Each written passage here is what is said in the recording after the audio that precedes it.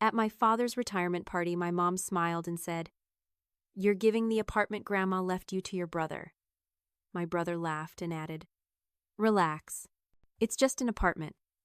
My husband just looked at them and said, "My name is Emily and I'm 30. The band had just finished their speech honoring my father Gregory at his retirement party.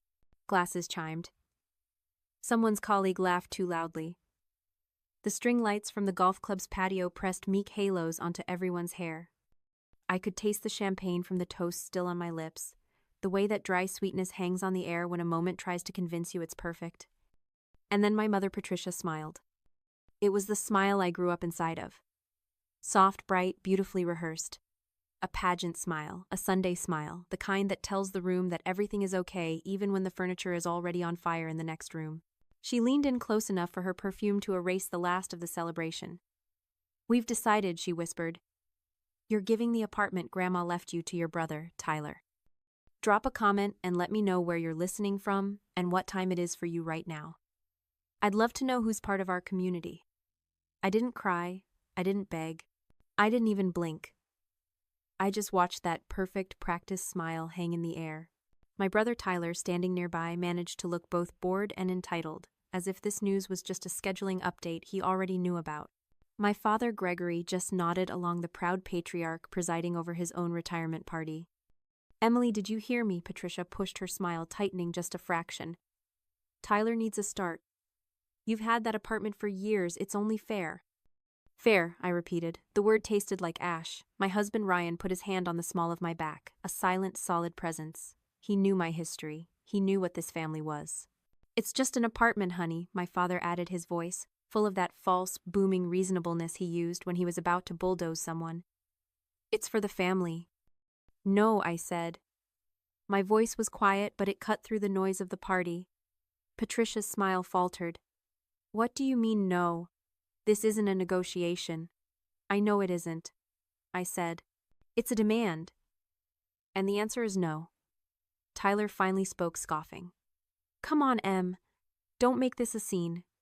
It's Dad's big day. Just agree so we can get drinks." "A scene," I said. "You mean a boundary?" I turned to Ryan. He didn't even need me to ask. He reached into the inner pocket of his suit jacket and pulled out 2 crisp white envelopes. He handed them to me. The air around our table went still. The laughter from the adjoining patio seemed very far away. "You see," I said, holding the first envelope. "I knew this was coming. I knew that Dad's retirement would be the perfect public stage to try and pressure me." I handed the first envelope to my father. "That," I said, "is a certified copy of Grandma's will, the one she filed 3 days before she passed. The one that leaves me the apartment free and clear to ensure she always has a place that is hers and hers alone. Her words, not yours." Gregory tore it open. His face, flushed with celebration, slowly turned a mottled, angry red as he read. "This doesn't matter," Patricia snapped, reaching for the paper. "A will can be contested. We're still your family." "You're right," I said. "Which is why I brought this." I held up the second envelope. This one was heavier. It had the embossed logo of a law firm. Ryan's family law firm. I didn't hand this one to my father. I placed it in the center of the table. "That," I said, "is a formal legal notice. It states that since my grandmother's asset was legally willed to me, any attempt by you, my parents, to coerce, manipulate, or threaten me into transferring that asset will be viewed as intentional financial and emotional distress." My mother's face went white. Furthermore, I continued, my voice gaining strength. "It notes that this act of coercion is grounds for Ryan's family to review all future financial entanglements, including the joint trust fund you've been so excited about." That was the kill shot. The joint trust, a partnership between my father's small consulting business and Ryan's family's much larger investment firm, was Gregory's retirement masterpiece. It was his validation. Tyler looked confused. "What? What does that mean?" Ryan spoke for the first time, his voice calm and low. "It means, Tyler, that if you try to take your sister's home, our families are no longer doing business." The silence that fell over the table was absolute. Gregory stared at the envelope as if it were a snake. Patricia's practiced smile had completely vanished, leaving her looking pinched and old. Tyler just looked back and forth between them. finally realizing that the ATM had just been permanently disconnected. How could you? Patricia whispered, her voice shaking. At your father's party. How could you, I replied, use his party as a weapon. I stood up, Ryan's hand still on my back. Enjoy the rest of your retirement, Dad. We drove home in silence. Not an angry silence, just a quiet one. The kind that settles in after a fever finally breaks. Ryan didn't ask if I was okay. He didn't need to. He just kept his hand on the console close enough for me to take if I needed it. I didn't. For the first time in my life, I felt solid. You're probably wondering why I had those papers. Why I was carrying a legal grenade to my own father's retirement party.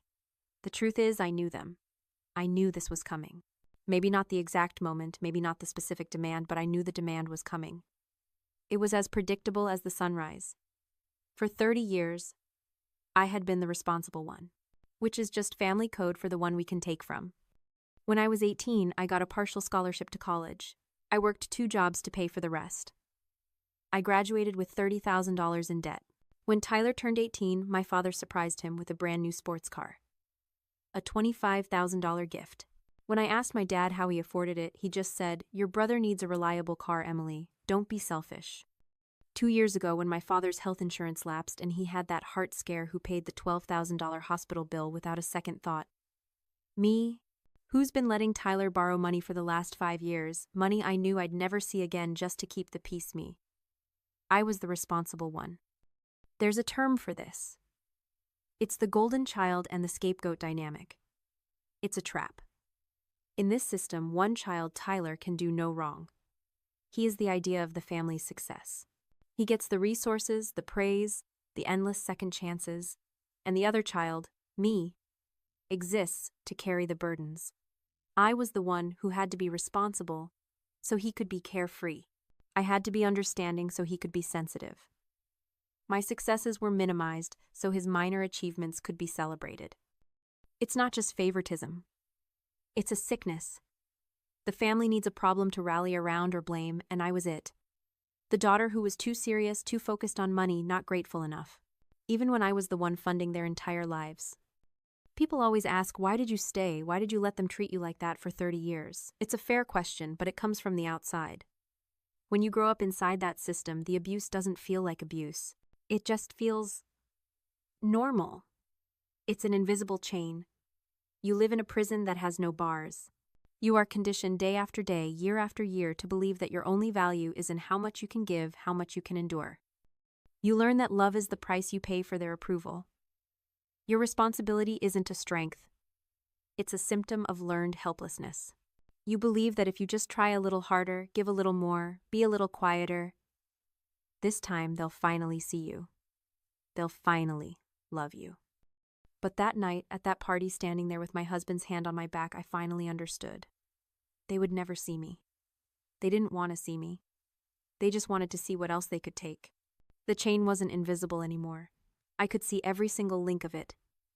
And holding that envelope, I finally realized I had the key. The silence, of course, didn't last. By the next morning, the counterattack began. It started with my mother, Patricia. She called me at 9 a.m., and it wasn't a call, it was a performance. I answered and was immediately hit with the sound of her crying. Not real grief, but that high, thin, rehearsed sobbing she used when she wasn't getting her way. "Emily, I just can't believe what you did to your father." I waited. "You ruined his retirement party, his one night. All our friends were there. Do you have any idea how humiliating that was? To have our own daughter." "Lawyers, Emily. You brought lawyers, Mom. I'm not doing this.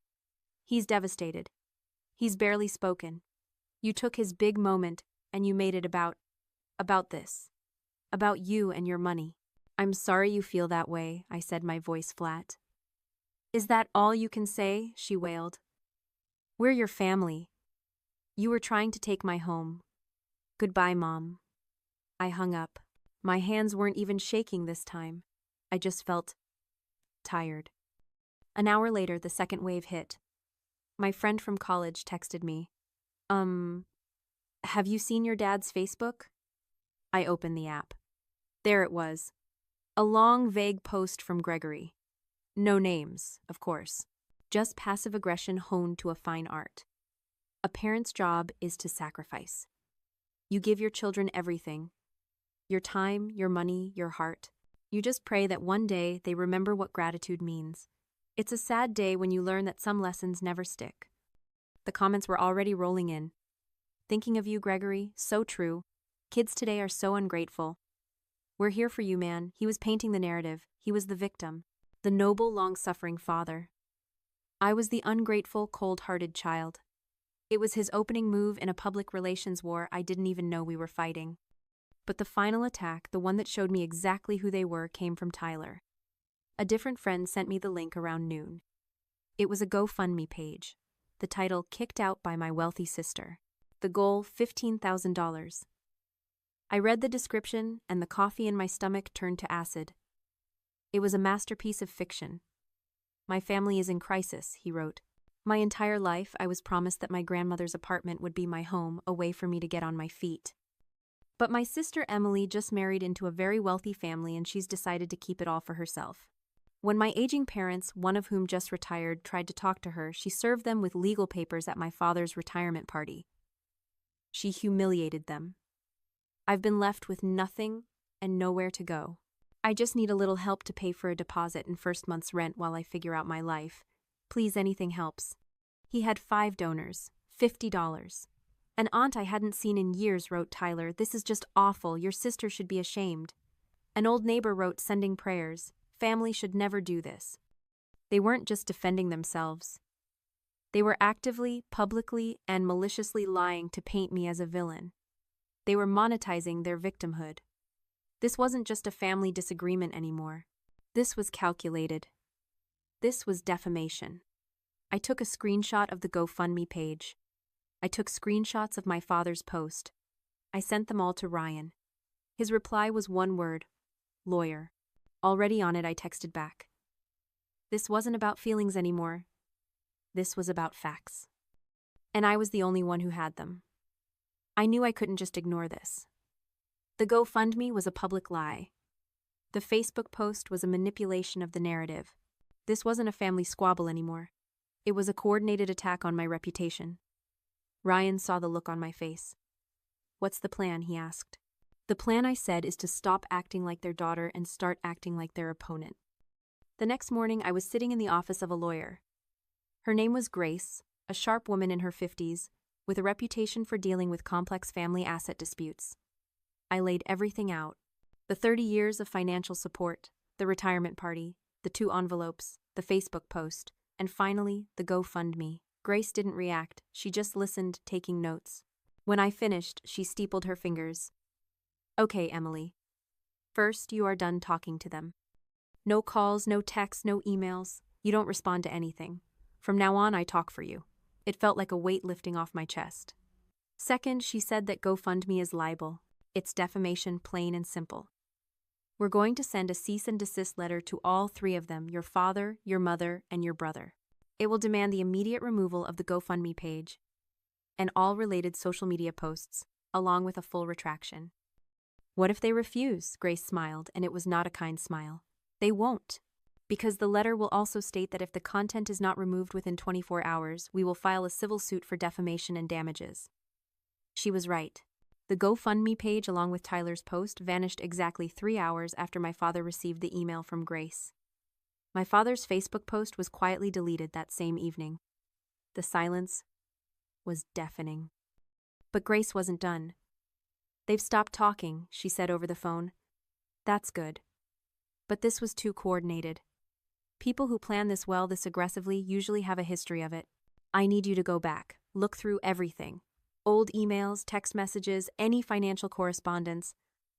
I'm not looking for emotion, Emily. I'm looking for a pattern. So that night I did. I sat at my desk, my own home, and I started digging through the digital graveyard of my relationship with my family. It was painful. Scrolling back past the party, past months of one-sided, low-stakes conversations. I went back 2 weeks. 3. And that's when I found it. My blood didn't just go cold. It felt like it evaporated. A text thread from my father, Gregory. dated 2 weeks before the retirement party. The first message read, "Emily, I emailed you some papers from my lawyer. Need you to sign them and send them back this week. Just a small family matter." I stared at it. I had no memory of this. I must have seen it, dismissed it as more administrative work for his life, and just forgotten. I scrolled down. A second text 2 days later. "Emily checking in on those papers. It's for the apartment transfer. Need it done quietly before the party. I want to be able to announce the good news. Let everyone know how you're helping Tyler start his new life." And a final one 3 days after that, ignoring me, "Won't make this go away. We'll discuss it at the party if we have to." I let out a breath I didn't realize I was holding. It wasn't a spur-of-the-moment idea. It wasn't a drunken, grandiose gesture at his own party. It was a trap. This was Plan A. He had tried to get me to sign away my inheritance in the quiet of a Tuesday afternoon, hoping I wouldn't pay attention, hoping I'd just sign it to be the good daughter. And when I didn't respond, he moved to Plan B. He waited. He gathered his audience. He stood on that stage, surrounded by friends and colleagues, and he ambushed me. He weaponized the public setting against me, assuming knowing how much I hated causing a scene. He tried to corner me, relying on 30 years of conditioning to make me fold. This wasn't just selfishness. This wasn't just favoritism. This was cold. This was calculated. This was premeditated. I felt the last bit of childish hope inside me, the part that always wondered if I'd just misunderstood him, shatter into dust. He wasn't just misguided. He was meticulous. My hands stopped shaking. I took a screenshot of the entire conversation. I attached it to a new email. "Grace," I wrote. "You were right. They plan. I think this is the proof you were looking for." This wasn't an argument, it was an ambush. I hit send. Grace's office sent a final letter to my father's lawyer. This one was short. It contained only 2 attachments, the screenshot of the GoFundMe page and the screenshot of my father's premeditated text messages. The message was clear. The first was defamation, the second was proof of intent. Any further contact would be met with a lawsuit for which we now had indisputable evidence. Checkmate. The silence that followed was absolute. No more angry phone calls. No more crying voicemails. No more Facebook posts about gratitude. It was the heavy, complete silence of people who had run out of moves, who had finally understood that the game was over. A week later, Ryan and I changed the locks on our apartment. It was a small, practical act. A 30-minute job with a screwdriver and a new brass deadbolt.